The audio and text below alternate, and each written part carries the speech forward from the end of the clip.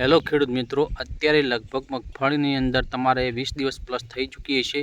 તો મિત્રો, મગફળીની અંદર શું માવજત કરવી, શું ખાતર નાખવું, અત્યારે ક્યારેક એવા પ્રશ્નો પણ બતાવે કે મગફળી લગભગ કોઈકને પીળી પડતી હોય છે અથવા મગફળીની અંદર કોઈક ડોકો ઉતરતો હોય છે.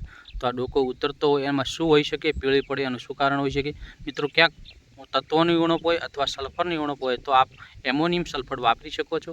અને ક્યારેક ડોકો ઉતરતો હોય તો ડોકાની અંદર આપણે ચકાસણી કરવી, કારણ કે 20 દિવસ પ્લસના અંદર અત્યારે મગફળીની અંદર મોટા ભાગે ફૂગની અસર થવા મળી છે. એમાં જે કહીએ આપણે કાળી ફૂગ, તો કાળી ફૂગ આવી ચૂકી હોય છે.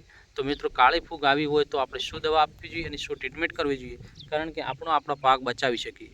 કારણ કે આ 20 દિવસ પ્લસ મગફળીની અંદર ક્યાંક ક્યાંક આવા તકલીફો આવવા ચાલી છે. એટલે મિત્રો, મગફળીની અંદર જો ફૂગ આવી ચૂકી હોય તો એના ઉપર તરત નિયંત્રણ કરવું જોઈએ, જેથી કરી અને આપણો આ પાક બચાવી શકીએ. તો ખેડૂત મિત્રો, તમને કદાચ આવો ડોકો નરમ દેખાય તો એને ચકાસણી કરો કે શું પ્રોબ્લેમ છે. તો તમે જોઈ શકો છો આ મગફળીના ડોકાની અંદર ફૂગ લાગી ગઈ છે. એટલે આ ફૂગનું નિયંત્રણ કરવું જરૂરી છે, કારણ કે સમયસર જો ફૂગનું નિયંત્રણ નહીં કરીએ તો આપણો પાક આપણે બચાવી શકીએ નહીં અને પાછળથી પણ તેનું વધારે નુકસાન ભોગવવું પડે છે. એટલે મિત્રો, ફૂગ જો આવી ગઈ તો આ સમયગાળાની અંદર 25 દિવસના અંતરના ગાળામાં જો ફૂગ આવી જતી હોય છે, એટલે આ ફૂગને ઉપર કંટ્રોલ કરી અને નિયંત્રણ કરવું જરૂરી હોય છે, જેથી કરી અને આપણો પાક આપણે બચાવી શકીએ.